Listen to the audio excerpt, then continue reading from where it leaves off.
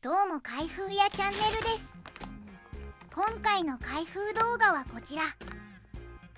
バンダイ元祖 SD ガンダムスナック2、発売日は2026年1月26日。1988年発売の組み立て式のおもちゃ元祖 SD ガンダムのパッケージイラストを中心にシール化して付属した商品となっています。今回はイオンにて3パック購入。イオンはこの手のお菓子の販売がめっちゃ早い。パッケージデザインは2パティーン。本来ここでもう1パティーンを紹介なんですが、うっかりもう片方を買い忘れてしまいました。ごめん。というわけで代替画像を指しておきます。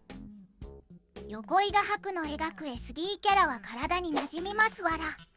1033スからメタリックシールが1枚付属。